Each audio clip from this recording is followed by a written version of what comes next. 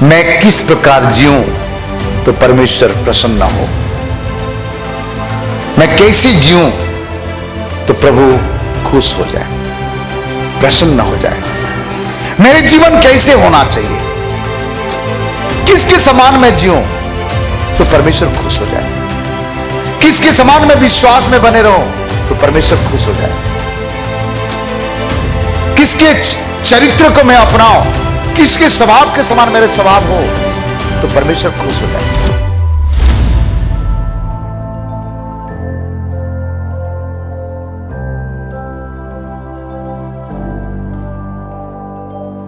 क्रोध सफल नहीं बनाता है, क्रोध गिरा देता है। छोटे छोटे बातों में हमारा जीवन में क्रोध आ जाती है, तनाव आ जाता है। प्रभु यीशु मसीह के पास सबसे बड़ा वरदान था सब कुछ सह लेना, माफ कर लेना। सब कुछ सह लेना, माफ कर लेना। जरा सोचो, जो लोग मारे, जो लोग पीटे, जो लोग कूटे, जो लोग बदनाम किए, उनको माफ किया। खाली माफ नहीं किया, उसके लिए जी उठा। खाली जी नहीं उठा, वो पिता के पास बैठ करके हमारा लिए विनती कर रहा है। खाली इतना नहीं है, वक्त आने पर वो आएगा, हमको लेके जाएगा। वाह! अपने लिए यीशु मसीह जिया नहीं, यहां अपने माता पिता के लिए नहीं जिया, अपने भाई बहन के लिए नहीं जिया, पिता का कार्य को करने के लिए जिया। 33.5 साल तक जिंदा रहा, इस संसार में सेवा करता रहा और चले गया। अब पिता परमेश्वर का देखो, जिसने सताया उनके लिए क्षमा किया, मर गया, गड़क गया, जी उठा, पिता के पास दाहिने हाथ में बैठा है। अब दोबारा फिर आएगा, किसको लेने के लिए? जो लोग सताए थे परंतु मन फिराए हैं, सताए थे परंतु अब प्रभु के रास्ते में चल रहा है, उनको लेने के लिए आएगा। इसीलिए प्रिय लोगों, इस बात को ध्यान देना। तो पूरे साल के लिए क्या प्रकाशन है, कौन बताएगा? बोलिए, क्या करना है? जो कुछ भी करते हो दुश्मनी के साथ करना, यही ना? कैसे करना है? प्रेम के साथ करना। बाजू वाला को बोलो, मेरे लिए दुआ करना, इस वचन को मैं पालन कर सकूं। अपने पड़ोसी को बोलो, आप सब लोग मेरे लिए दुआ करना कि मैं भी ये वचन को पालन कर सकूं। ऐसे और एक प्रकाशन बोलकर के मैं सब्जेक्ट में जाएगा। ये पढ़ने के बाद चिल्ला के बोलना मेरे जीवन में लागू हो। आमीन। ठीक है। नीति वचन 3:16, 1 तारीख बोलने वाला वचन है, मैं नहीं बोल पाया।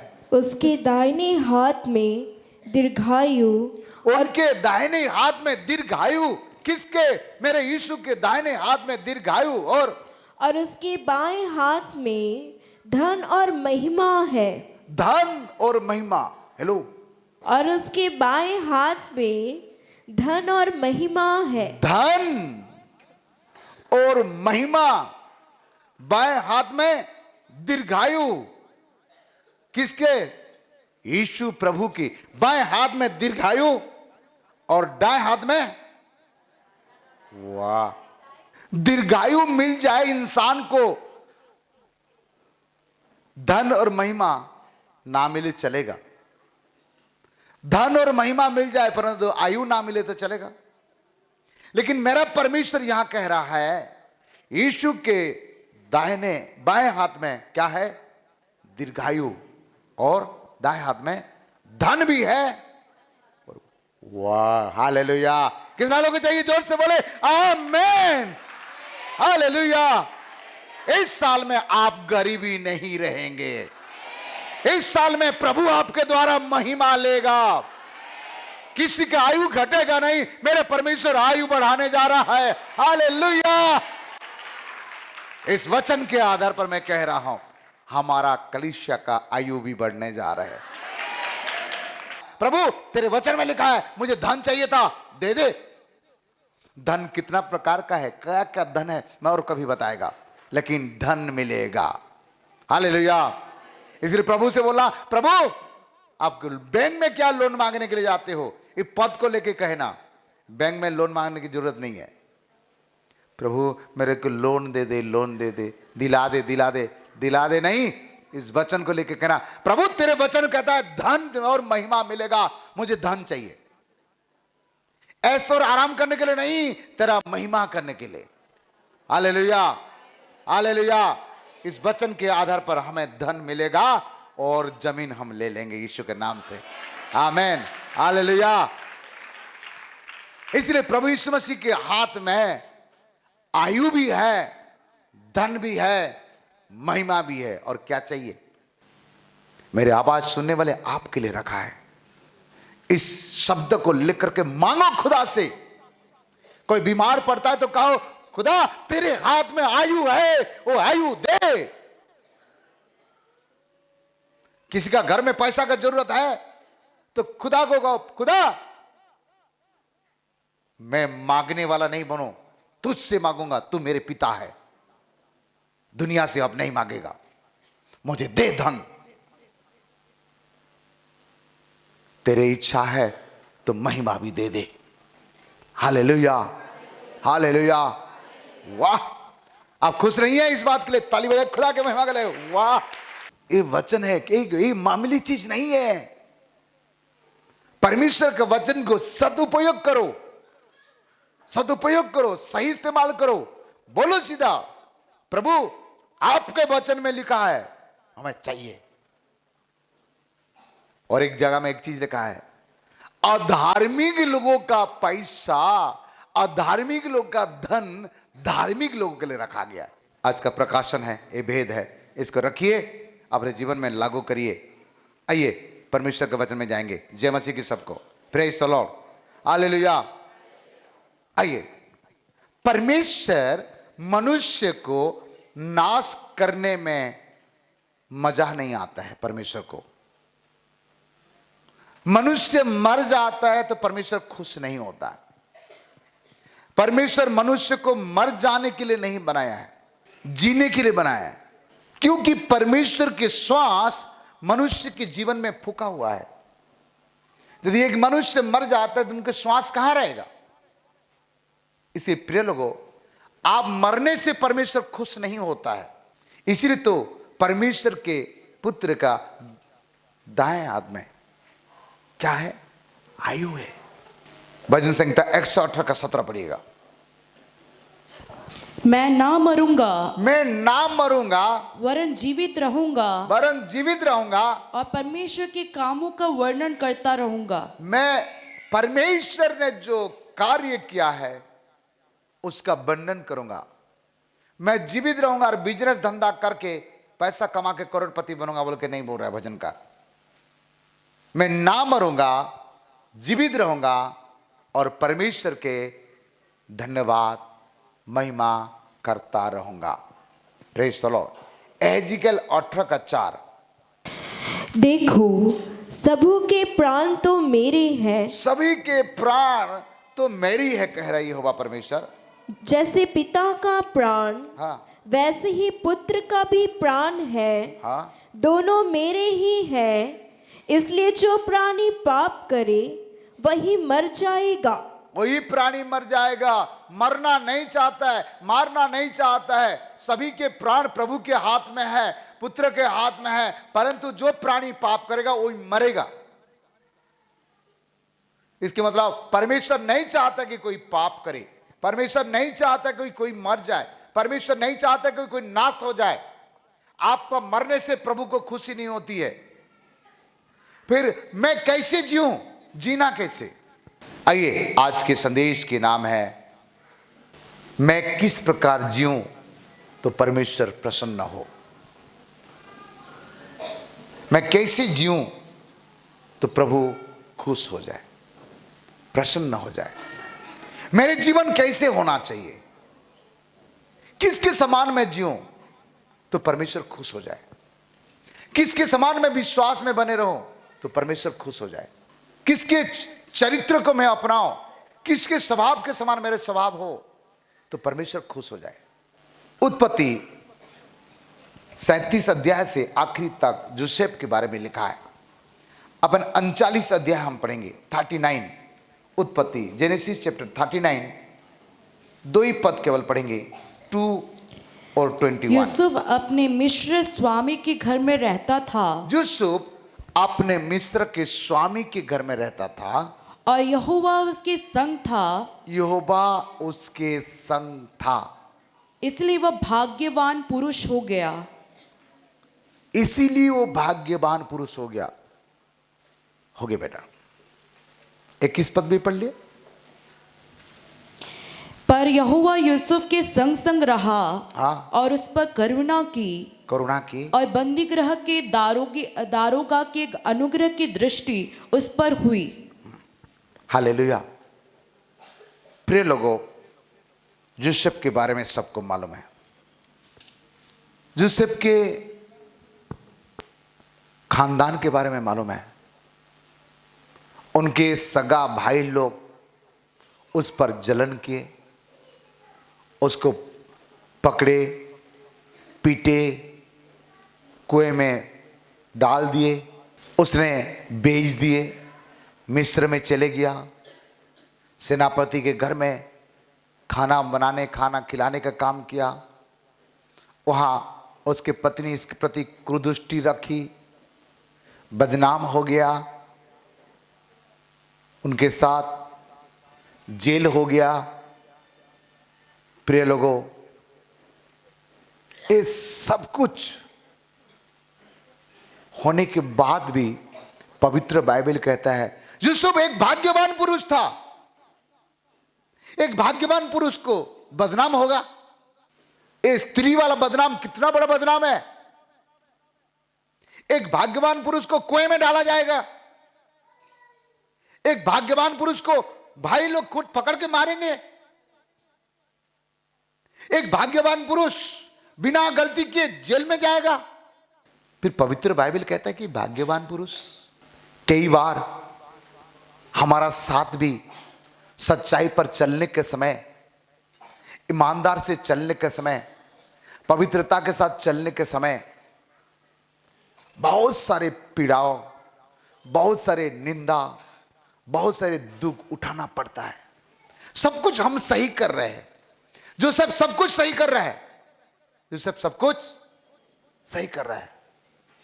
भाई लोग इनको पकड़ करके मारे, इसने किसी को मारा। भाई लोग उसको कुएं में डाले, इसने कुछ कहा, किसी को श्राप दिया, गाली दिया। और स्त्री ने उसको जबरदस्ती किया।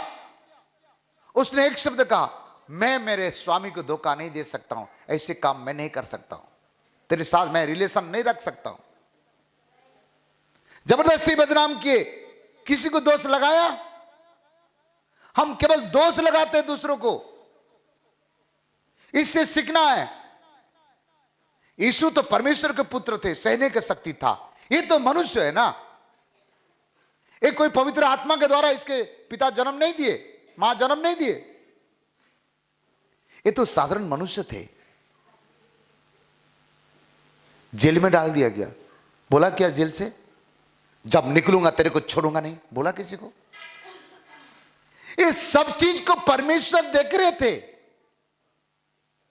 परमेश्वर पता लगा रहे थे कि इसके अंदर में सहने की शक्ति कितना है, इसके पास क्षमा करने का कितना शक्ति है। जब जोसेफ बाहर निकला, प्रधानमंत्री बना। प्रधानमंत्री बनने के समय वो कह सकता था, जो स्त्री उसको बदनाम करके अंदर किए, चल तेरे को मैं अंदर कराता हूं। कहा, जब उनके भाई लोग आए भोजन मांगने के लिए, तुम लोग मेरे साथ ऐसे किए हैं, मैं तुम लोगों को आप तो छोड़ेगा नहीं। ये जब भाई लोग से पहचान हुआ, डर गए, ये तो हमको सताएगा, ये तो हमको पीटेगा, ये तो हमको बंधन बांध देगा। तो पहले से बोले भाई के पास जाकर उसने एक शब्द कहता है, तुमने जो भी किए मेरे साथ भलाई किए। वाह, कैसे जीना, प्रश्न उठता है ना। सब्जेक्ट का नाम क्या है? मैं सच्चा मसीह को जानने के बाद मैं अभी कैसे जीऊं? किसी को दोष लगाने वाला, किसी को बदनाम करने वाला, किसी को निंदा करने वाला, या जोसेफ के समान सब कुछ सहने वाला, क्षमा करने वाला, माफ करने वाला, पवित्रता के साथ अपनी इज्जत को बचा करके सहने वाला, हमें सीखना है इससे। 2025 में हमारा जीवन कैसे था मैं वो नहीं कहूंगा, परंतु 2026 में क्या जोसेफ भैया का गुण को अपना सकते हैं? बाइबल बताती है जोसेफ एक भाग्यवान पुरुष था। हो सकता है आपका पारिवारिक जीवन में कठिन आया होगा, हो सकता है आपका सेवकाई जीवन में कठिन आया होगा, हो सकता है आपके बच्चे लोग के साथ आपका पारिवारिक जीवन में कठिन आया होगा, पति पत्नी के पारिवारिक जीवन में कठिन आया होगा, परंतु आप प्रभु में बने रहो। मरना नहीं है, भागना नहीं है, डरना नहीं है, जीना है प्रभु के साथ। और आप एक दिन ये सारे परीक्षा से विजय हो जाएंगे और आपको भी मेरे परमेश्वर कहेगा कि ये मेरी बेटी, ये मेरे बेटा भाग्यवान पुरुष है, मेरे को मोह कर लिया। आप ऐसे जियो जो प्रभु मोह हो जाए, ऐसे जियो प्रभु प्रसन्न हो जाए, ऐसे जियो प्रभु आपके प्रति प्रसन्न हो जाए और कहे तू भाग्यवान पुरुष है, तू भाग्यवान बेटी है। अपने आप को जांच के देखो। बहुत हो गया हम अपने जैसे जीकर, बहुत हो गया हम अपने जैसे जीकर वही गाली देना, वही निंदा करना, वही बुराई करना, वही चुगली करना, वही मोबाइल में फंसे रहना। ये है मोबाइल, हाँ ठीक। अब बहुत हो गया, 2025 में बहुत समय बर्बाद कर दिए, अब तो कुछ करो यार। आपका समय मोबाइल ले लिया है, आपका समय कथा कहानी ले लिया है, आपका समय टाइम पास हो गया, सब बर्बाद हो चुके। अब कब क्या होगा नहीं मालूम। 2026 हमें मिला है, मरने के लिए नहीं, जीने के लिए है। खुदा के हाथ में हमारा आयु है, वो आयु अभी दिया है हमको, 2026 भी दिया है और हमें आगे भी देगा। आमीन। लेकिन जीना कैसे? हर साल की नहीं, बड़े बड़े समर्पण करेंगे। इस साल में भोर के उठ के प्रार्थना करूंगा। आज उठे कितना बजे? इस साल में प्रभु मैं सबसे पहले मैं आराधना भवन में आऊंगा। 9 बजे पास्टर बोलते हैं मैं 8:30 बजे आऊंगा, 8:30 बजे बोलते हैं मैं 8 बजे आऊंगा, चाहे कितना भी काम हो। दशमांश देने के लिए कहता है नहीं नहीं नहीं, इस साल में मैं 12% दूंगा, 15% दूंगा प्रभु के लिए। उपवास करने के लिए कहता है कोई भी हो कुछ भी हो, हर हफ्ते मैं एक दिन कम से कम उपवास करूंगा, एक दिन कम से कम उपवास करूंगा। बहुत हो गया। अब जो भी करते हो प्रेम से करो, जो भी करते हो। क्या क्रोध, एक क्रोध ज्यादा समय तक रह सकता है कि प्रेम ज्यादा समय तक रह सकता है? अजी क्रोध मात्र 7 मिनट तक रहता है। कितना? 7। क्योंकि किसी का प्रोथमिन टाइम 7 मिनट तक रहता है, ब्लीडिंग टाइम, ठीक है? 3 मिनट 4 मिनट तक ब्लीडिंग टाइम रहता है, ऑटोमेटिक फिर बंद हो जाती है। इसी प्रकार क्रोध का टाइम 7 मिनट तक है। 7 मिनट को यदि क्रोध को आप पी लिए हैं, 7 मिनट का क्रोध को गुस्सा को यदि आप अपने काबू में रख लिए हैं, तो आप विजयी हो जाएंगे। क्या हो जाएंगे? किसी के एक शब्द सुनते टेढ़ा टेढ़ा बोलते, इतना टेढ़ा बोलते हमको पूछो मत। खाना खाओगे क्या? क्यों? क्या लगाते प्रश्न? ए बेटा नहा लिया? क्यों? बुद्धि भ्रष्ट हो गई क्या? जिसने तुमको बुला रहा है उसको प्रश्न पूछ रहे हो? ऐसे छोटे छोटे शब्दों को सुधारो, प्रभु से ही समर्पण करके जाओ। एक भी रविवार में नहीं छोड़ूंगा प्रभु, हो सकता है तो मैं शुक्रवार को भी आऊंगा प्रभु, मैं प्रयास करूंगा। एक भी महिला मीटिंग को मैं नहीं छोड़ूंगा, एक भी कॉटेज मीटिंग में नहीं छोड़ूंगा। सुबह से काम में जाओ। मेरा परमेश्वर आपके बारे में कहना चाहिए, परमेश्वर का वचन कहना चाहिए कि ये भाग्यवान पुरुष। Hallelujah, hallelujah. सेकंड बात, भजन संहिता 27 अध्याय में पढ़ेंगे। भजनकार यहां कह रहा है, दाऊद कह रहा है, 27 अध्याय 4 पद हम पढ़ेंगे। एक बार मैंने यहोवा से मांगा है। एक बार मैंने यहोवा से मांगा। दाऊद क्या कह रहा है? एक बार मैंने यहोवा से मांगा। कितना बार? एक बार। और उसी के यत्न में लगा रहूंगा। उसी के यत्न पर लगा रहूंगा। यत्न का मतलब क्या है? उसी के सेवा में लगे रहूंगा। करूंगा लिखा है कि लगे रहूंगा। लगे रहूंगा मतलब क्या है? क्या बर मांग रहा है? मुझे राजा पदधारी बना दे, नहीं मांगा। मुझे 2-4 राज्य दे दे, नहीं मांगा। मुझे 2-4 देश दे दे, नहीं मांगा। आयु नहीं मांगा, दुनिया का कुछ चीज भी नहीं मांगा। क्या मांग रहा है? एक बार मुझे दे कि नित्य में क्या करूं? जीवन भर। पढ़ो उसको। कि मैं जीवन भर यहोवा के भवन में रहने पाऊं। प्रिय लोगों, एक वरदान मांग रहे हैं प्रभु की सेवा करने के लिए। और आगे, कि मैं जीवन भर यहोवा के भवन में रहने पाऊं। कितना दिन रहने पाऊं? जीवन भर यहोवा की भवन में मैं रहने पाऊं। वाह! मैं नौकरी करूं, बिजनेस करूं, पढ़ाई करूं नहीं कह रहा है। एक ही बार मांग रहे हैं, जीवन भर मैं यहोवा की भवन में रहने पाऊं। परमेश्वर के ड्योढ़ी में रहना कई हजार दिन से उत्तम है। मैं धन्यवाद करता हूं, प्रभु ने मुझे भवन में रहने के लिए दिया। हालेलुया। और आगे क्या लिखा है? जिससे यहोवा की मनोहरता पर दृष्टि लगाए रहूं। मैं इसीलिए मांग रहा हूं कि प्रभु के मनोहरता, प्रभु के प्रसन्नता को मैं देखते रहूं। वो नहीं कह रहा है मैं रानी को देखूं, राजा को देखूं, मैं धन को देखूं, पैसा को देखूं, दुनिया को देखूं। ये कह रहा है परमेश्वर के मनोहरता का चेहरा, परमेश्वर का प्रसन्नता का चेहरा देखूं। दाऊद कई बार गलती किया है, परंतु उसका दिल साफ दिल है। गलती भी करता, माफी मांग लेता है। इसीलिए बाइबल बताती है, परमेश्वर कहा दाऊद मेरे मन के व्यक्ति है, कह रहा है, मतलब दिल को छूने वाला व्यक्ति है। और क्या कह रहा है?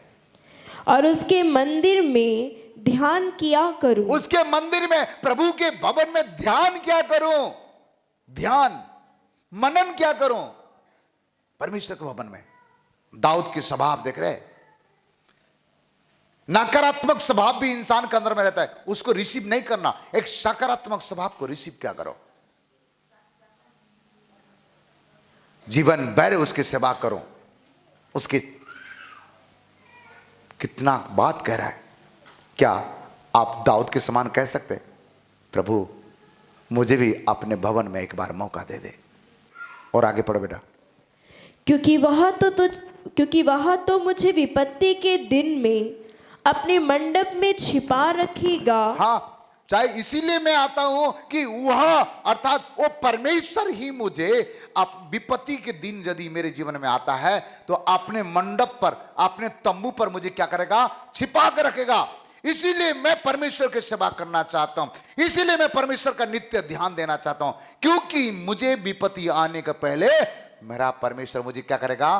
छिपा कर रखेगा। और आगे, अपने तंबू के गुप्त स्थान में वह मुझे छिपा लेगा। खाली तंबू में नहीं, तंबू के गुप्त स्थान में छिपाएगा ताकि कोई मुझे देख ना सके। इसलिए मैं की सेवा करने की, प्रभु के नित्य उसके भवन में रहना चाहता हूं। हाँ, प्रभु के भवन में रहना। हालेलुया, बोलो प्रभु यीशु मसीह की। और आगे क्या कह रहा है? और चट्टान पर चढ़ाएगा। चट्टान, चट्टान परमेश्वर को दर्शाता है। चट्टान पर चढ़ाएगा अर्थात मुझे चट्टान पर रखेगा, फिसल ना जाऊं, मैं कीचड़ में डूब ना जाऊं, अपराध में डूब ना जाऊं, इसलिए ऊंचे स्थान में चट्टान पर रखेगा। चट्टान मतलब परमेश्वर अपने ऊपर मुझे रखेगा। हालेलुया। और आगे क्या लिखा है? अब मेरा सिर मेरे चारों ओर के शत्रुओं से ऊंचा होगा। और मेरा परमेश्वर खाली ऐसे नहीं करेगा, मैं परमेश्वर की सेवा करता हूं, प्रभु के भवन में हूं, मेरा परमेश्वर मेरा दुश्मन के सामने मेरा सिर को क्या करेगा? ऊंचा करेगा। करेगा। दाऊद कह रहा है। क्या दाऊद के लिए दाऊद का परमेश्वर केवल परमेश्वर है? क्या आपका परमेश्वर दाऊद का परमेश्वर नहीं है? तो हमारा साथ भी करेगा। हालेलुया। आपका दुश्मन के सामने, आपका शत्रु के सामने, जो आपको निंदा किया, जो आपको बदनाम किया, जो आपको तुच्छ समझा, उसके सामने ऊंचा करेगा। हालेलुया। हाँ प्रिय लोगों, ऊंचा करने वाला परमेश्वर है। थोड़े से देर हो सकता है लेकिन होगा पक्का। विश्वास है कि नहीं? जोर से ताली बजा के खुदा की महिमा करे। ये क्या कह रहा है? तेरा सिंह को प्रभु क्या करेगा? ऊंचा करेगा। ऊंचा करेगा मतलब क्या है? तुम नीचे वाला नहीं, तुम ऊंचा की ओर जाने वाला है। तुम्हारा बच्चे ऊंचे की ओर जाने वाला है। तुम्हारा दुश्मन देखते रहे, तुम्हारा बेटा बेटी ऊपर, तुम्हारा मालिक के बच्चे ट्रेन में जाएगा, तुम्हारा बच्चा प्लेन में जाएगा। देखते रहना। हम कोई मामूली परमेश्वर का आराधना नहीं करते, जीवित परमेश्वर का आराधना करते। हालेलुया। उनके दाहिने हाथ में क्या है? आयु। और बाएं हाथ में क्या है? पक्का। क्या है? धन और ले लो, आज लूट लो। मुझे चाहिए प्रभु, इस पद को मुझे चाहिए, मेरे जीवन में लागू होना चाहिए, मेरे घर में लागू होना चाहिए, मेरे बच्चों के जीवन में लागू होना चाहिए। महिमा देगा तो समस्या कहां से आएगा? हालेलुया। हालेलुया। 10 पद क्या कह रहा है? दाऊद क्या कहता है?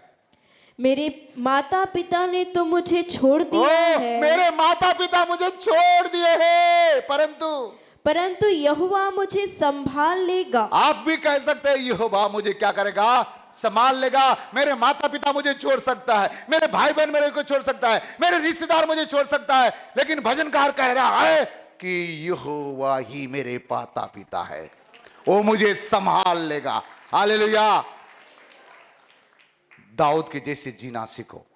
परमेश्वर के भवन में, परमेश्वर के कार्य करने में एक ही बर मैंने मांगा। आप भी कुछ बर मांगना तो मांग लो।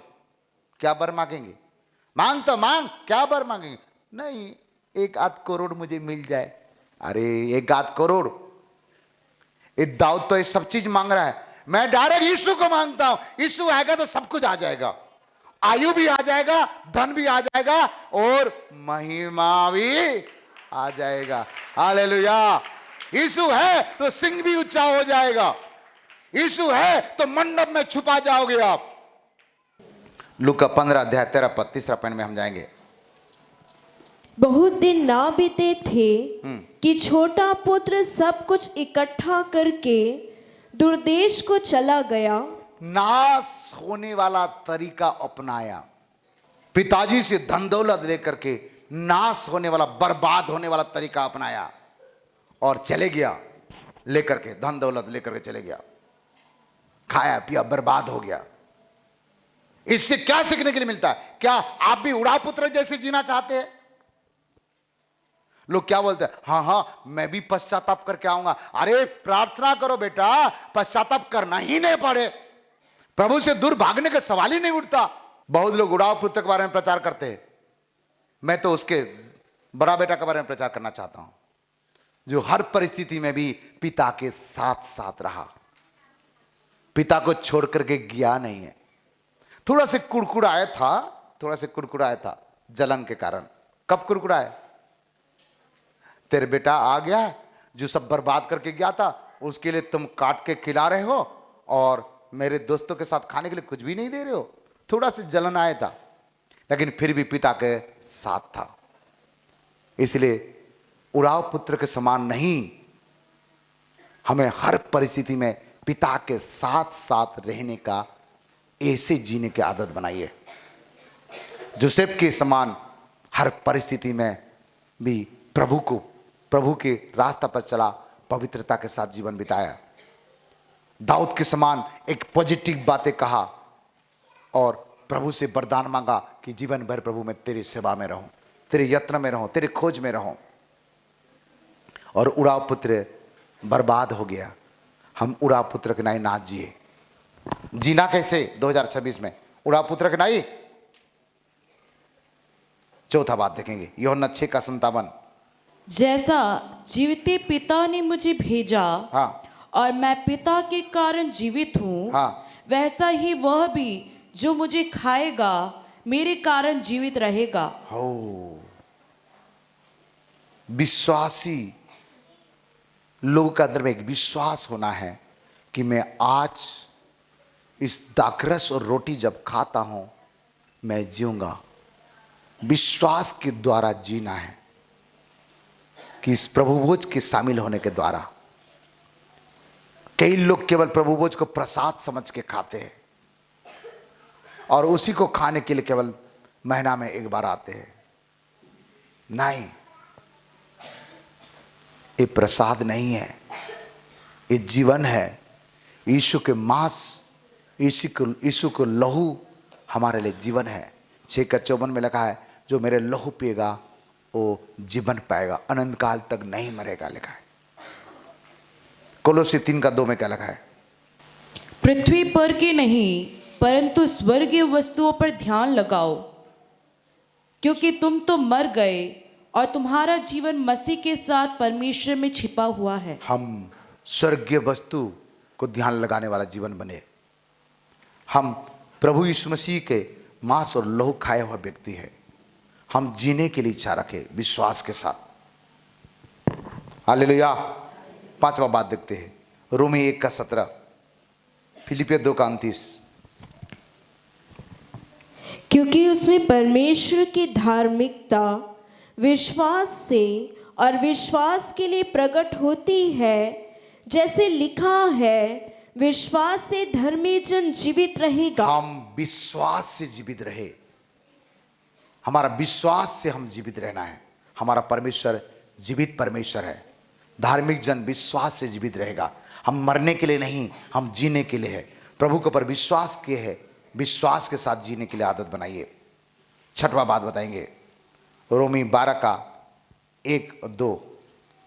इसलिए हे भाइयों, मैं तुमसे परमेश्वर की दया स्मरण दिलाकर हाँ, विनती करता हूँ कि हाँ, अपने शरीरों को जीवित हाँ, और पवित्र हाँ, और परमेश्वर को भावता हुआ बलिदान करके चढ़ाओ। हाँ, यही तुम्हारी आत्मिक सेवा है। ये सेवा है। अपने शरीर को जीवित भावता हुआ बलिदान चढ़ाओ। एक चढ़ाने वाला, एक सेवा करने वाला। आप पहला पत्रस 2:9-10 पढ़ेंगे तो पता चलेगा कौन कौन बलिदान चढ़ाता है। पहला पत्रस 2:9-10। पर तुम एक चुना हुआ वंश और राजपदधारी, याजकों का समाज और पवित्र लोग। हो गया। याजकों के समाज, याजक, पुजारी, पंडित, पासवान, सेवक और पवित्र समाज। ऐसे जीना है। एक याजक के समान जियो। याजक क्या करता है? बलिदान चढ़ाता है, बलिदान चढ़ाता है। हम भी एक याजक के समान पवित्र प्रजा बन के जिए, पवित्र समाज बन के जिए, पवित्र व्यक्ति बन के जिए, याजक के समान जिए। हालेलुया।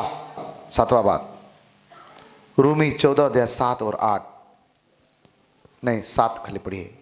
क्योंकि हम में से ना तो कोई अपने लिए जीता है और ना कोई अपने लिए मरता है। अपने लिए जीता है, अपने लिए मरता है। हम जिए तो प्रभु के लिए जिए, मरे तो प्रभु के लिए मरे। इसलिए जीना मसीह और मरना लाभ है। रोमी 8:5 और 6 में क्या लिखा है? रोमी 8 का 5 और 6। क्योंकि शारीरिक व्यक्ति हाँ, शरीर की बातों पर मन लगाते शरीर हैं, के बातों पर मन लगाता है। हम ऐसे ना जिए, शरीर पर मन लगा के ना जिए, और परंतु आध्यात्मिक आत्मा की बातों पर मन हम लगाते हैं। आत्मा के अनुसार जीना सीखे। कैसे जिए? आत्मा के अनुसार।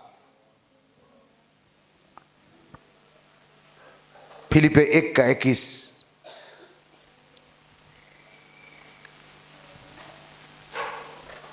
क्योंकि मेरे लिए जीवित रहना मसीह है और मर जाना लाभ है। दूसरा पत्रस 1 का 3 और 4। क्योंकि उसकी ईश्वरीय सामर्थ्य ने सब कुछ जो जीवन और भक्ति से संबंध रखता है हमें उसी की पहचान के द्वारा दिया है, जिसने हमें अपनी ही महिमा और सद्गुण के अनुसार बुलाया है। हम छुटकारा पाए हुए के समान जिंदा रहे, उद्धार पाए हुए के समान जिए। 9वां बात बताएंगे, तीतुस 2 का 12। तीतुस 2 का 12। और हमें चेतावनी देता है कि हाँ, हम अभक्ति और सांसारिक अभिलाषाओं से हाँ, मन फेर कर मन फिराकर इस युग में संयम और धर्म और भक्ति से जीवन बिताए। हाँ, संयम, धर्म, धार्मिकता और भक्ति के साथ जीवन बिताना। संयम रखे अपने आप को। आप अपने समय में परमेश्वर आपको बढ़ाएगा। उत्तेजना मत हो। परमेश्वर आपको मान करने का समय मान करेगा, सम्मान करने का सम्मान करेगा, इज्जत देगा अपने समय में, धन भी देगा, सब कुछ देगा। समय, संयम और धार्मिकता और भक्ति के साथ इस संसार में हम जीवन बिताए। पहले पत्रस 2 का 24 में भी लिखा है। पहले पत्रस 2:24। वह आप ही हमारे पापों को अपने देह पर लिए हुए क्रूस पर चढ़ गया, क्रूस पर चढ़ गया है, जिससे हम पापों के लिए मरकर धार्मिकता के लिए जीवन बिताए। धार्मिकता के लिए जीवन बिताए। अब पाप में मर चुका है, हमारा पाप मर चुका है, अब धार्मिकता के लिए जीवन बिताए। उसी के मार खाने से तुम चंगे हुए। हालेलुया। बीमारी से नहीं, उसका मार खाने से हम चंगा हुए हैं। हालेलुया। एजिकल 36 अध्याय 26 पद। मैं तुमको नया मन दूंगा, मैं तुम्हारे लिए नया मन दूंगा, और तुम्हारे भीतर नई आत्मा उत्पन्न करूंगा, और तुम्हारी देह में से पत्थर का हृदय निकाल कर। हाँ, ऐसे जिए, नया मन, नया आत्मा, ऐसे जिए, और पत्थर के हृदय को निकाल के जिए। वो पत्थर के हृदय को जीवन में रख करके कोई फायदा नहीं है। कठोरता को हटा दीजिए। नया मन, नया आत्मा प्रभु देना चाहता है। और तुमको मांस का हृदय दूंगा, मांस का हृदय दूंगा, पत्थर का हृदय हटा देगा। और मैं अपना आत्मा तुम्हारे भीतर देकर हाँ, ऐसा करूंगा हाँ, कि तुम मेरी विधियों पर चलोगे, हाँ, और मेरे नियमों को मानकर उनके अनुसार करोगे। उसके नियम को मानना, नया बन जाओगे। इसलिए यदि कोई मसीह में है तो नया सृष्टि है, पुरानी बातें बीत गई है, देखो सब कुछ 2025 में छोड़ के 2026 में आ गई है। Hallelujah, hallelujah. 2025 में वो क्रोध, वो गुस्सा, वो बैर को छोड़ दो। अभी वापस 2026 में लेके मत जाओ। वो 8 बजे तक सोना, 9 बजे तक सोना, लड़ाई करना, झगड़ा करना, मुंह फुलाना, बैर करना, जुआ खेलना, सट्टा खेलना, दारू पीना। प्रभु के लिए जियो, प्रभु के कार्य के लिए जियो, प्रभु की सेवा के लिए जियो। प्रभु आपको जो जिम्मेदारी दिया है, सबसे पहले परमेश्वर को स्थान दो। रविवार का आराधना में आने के लिए शनिवार से तैयार करो, कपड़ा आयरन करके रखो, जूता आपका रेडी करके रखो, गाड़ी में हवा है कि नहीं देखो, जेब में पैसा है कि नहीं देखो, ऑटो में आने के लिए। शनिवार का दिन में जल्दी खाओ, जल्दी सो जाओ। 6 बजे खा लो, 7 बजे से सो जाओ, ताकि सुबह 4 बजे उठ के तैयार कर सको। शनिवार का दिन ही 2 बजे तक जागेगा। इसीलिए रविवार को क्या करता है, हो झपकी लगाते रहता है। झपकी वाले तैयारी करो, एक नया सोच के साथ 2026 में चले हो। एक नया सोच, नया विचार, कुछ भी हो जाए, रोग हो, दोग हो, बीमारी हो, कुष्ठ हो, मैंने परमेश्वर को पहले स्थान देगा। हां, प्रभु के लिए मैं कुछ करूं। कुछ भी हो जाए, इस साल में नौकरी में जाऊं, ड्यूटी में जाऊं, काम में जाऊं, किसी को भी सुसमाचार सुनाऊंगा। मुझे सुनाना मतलब सुनाना। एक टारगेट बना के जाओ, 2000 इस साल में, एक नया साल में 12 महीना में 12 आत्मा मुझे लाना है प्रभु के भवन में। और मैं जो आशीष पाया हूं वो 12 लोगों को आशीष दिलाना है। और पहला आशीष उद्धार। अरे बाबा 12 नहीं, कोई बात नहीं, कोई महीना आपका ड्यूटी फूटी आगे पीछे हो गया, कम से कम 10 लाने के लिए वादा करो। प्रभु को बोलो, प्रभु कम से कम 10 आत्मा मेरे द्वारा भवन में आना चाहिए। और मुझे इच्छा है तू मुझे मौका दे और इंसान को दे, पकड़ के मैं ला सकूं तेरे भवन में। परमेश्वर का वचन भजन संहिता 2:8 में क्या लिखा है? जाति जाति के लोगों को मांग, मैं तुझे दे दूंगा। मांगेगा तो अब देगा। खाली मांग रहा है, क्या मांग रहा है? दे दे, पैसा दे दे, गाड़ी दे दे, घर दे दे। अरे आत्मा मांग। क्या मांग? आत्मा मांग। इसका प्रतिफल स्वर्ग में मिलेगा। तुम्हारा गाड़ी का, जमीन का, घर का, बिल्डिंग का प्रतिफल नहीं मिलेगा, इसका प्रतिफल मिलेगा। आत्मा तुम जो लाए हो उसका प्रतिफल इस जन्म में भी मिलेगा और स्वर्ग में भी मिलेगा। ये आत्मा जीतो, यही तो आपको स्वर्ग में इनाम मिलेगा। कुछ जियो, नया तरीका से जियो, पुराना तरीका छोड़ो। हालेलुया। हो गया, सुबह से जाना, काम करके आना, रात को थक जाना, हमें हमें हमें हमें हमें बोल के खाया और सो गए। कुछ करो। हर प्रार्थना में आने के लिए प्रभु से समर्पण करके जाओ। मैं इस साल में कुछ भी हो जाए, प्रभु मुझे धन दौलत मिले या ना मिले, मेरे परिवार का उद्धार होना चाहिए इस साल में। मेरे भैया भाभी का उद्धार होना चाहिए, मेरे माँ बाप का उद्धार होना चाहिए, मेरे दादा दादी का उद्धार होना चाहिए, मेरे पड़ोसी उद्धार होना चाहिए। उद्धार मुझे चाहिए, मेरे घर के लोगों का उद्धार होना चाहिए। अब बोलो, प्रार्थना करके जाओ। हालेलुया। होगा कि नहीं होगा? कौन करेगा? किसके लिए? एक सेवक के समान, एक याजक के समान जीने की आदत बनाए। गलातियों 5:25 पढ़िएगा।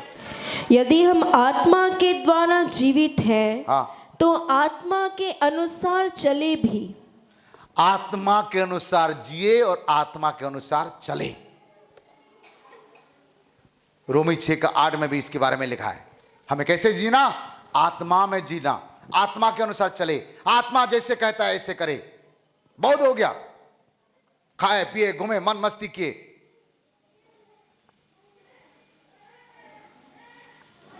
रोज अपने बच्चे को अपने पास बैठाइए, रोज प्रार्थना करे, पारिवारिक प्रार्थना। आपका माता पिता प्रार्थना नहीं करे तो बच्चे लोग अपने माता पिता को पकड़ के बोलना, चलो बैठो हम प्रार्थना करेंगे, आ जाओ। और जब भी प्रार्थना करते हो मोबाइल थोड़ा से बंद करके रखना। पहला पतरस 1:15। ऐसा तुम्हारा बुलाने वाला पवित्र है, हाँ, वैसे ही तुम भी अपने सारे चाल चलन में पवित्र बनो। आपने सारे चाल चलन में पवित्र बनो। इस साल में प्रभु से प्रार्थना करो, प्रभु पवित्रता के साथ जीवन बिताऊं। मैं जीऊं तो जीऊं कैसे? पवित्रता के साथ जीवन बिताऊं। Hallelujah, hallelujah. प्रिय लोगों, जीना कैसे? जोसेफ के नाई जियो, भाग्यवान पुरुष बन के जाओ। दाऊद की नाई जैसे जियो, एक सकारात्मक सोच के साथ। गलती हो गया तो माफी। उड़ा पुत्र कैसे ऐसे नहीं, विश्वास के साथ जियो, धार्मिकता के साथ जियो, पवित्रता के साथ जियो, आत्मा के अनुसार चलो। जीना है, आत्मा के अनुसार जीना है, पवित्रता के साथ जीना है। कितना लोग चाहते हैं कि आप ऐसे जीना? अपने स्थान में खड़ा हो जाइए। मसीह बिना जीना बेकार है, वही मेरे जीवन का आधार है। मसीह बिना जीना बेकार है, वही मेरे जीवन का आधार है। जीना मसीहा मरना न पाए, जीना मसीहा मरना न पाए, ये जीवन तैयार है। मसीह बिना जीना बेकार है, वही मेरे जीवन का आधार है। मसीह बिना जीना बेकार है, वही मेरे जीवन का आधार है। मैं मसीह के साथ क्रूस पर चढ़ गया, मुझ में है, मैं मसीह के साथ क्रूस पर चढ़ गया, मैं मसीह में हूँ, मसीह मुझ में है, आत्मा बिना जीना बेकार है, वही मेरे जीवन का आधार है, आत्मा बिना जीना बेकार है, वही मेरे जीवन का आधार है, मसीह बिना जीना बेकार है, वही मेरे जीवन का आधार है, मसीह बिना जीना बेकार है, वही मेरे जीवन का आधार है। क्रूस उठा के मैं चलने लगा, मेरा दुल्हा यीशु मसीहा, क्रूस उठा के मैं चलने लगा, मेरा दुल्हा यीशु मसीहा, क्रूस उठा के चलना मेरा काम है, अंत में स्वर्ग में विश्राम है, क्रूस उठा के चलना मेरा काम है, अंत में स्वर्ग में विश्राम है, मसीह बिना जीना बेकार है, वही मेरे जीवन का आधार है, मसीह बिना जीना बेकार है, वही मेरे जीवन का आधार है, मसीह बिना जीना बेकार है, वही मेरे जीवन का आधार है, मसीह बिना जीना बेकार है,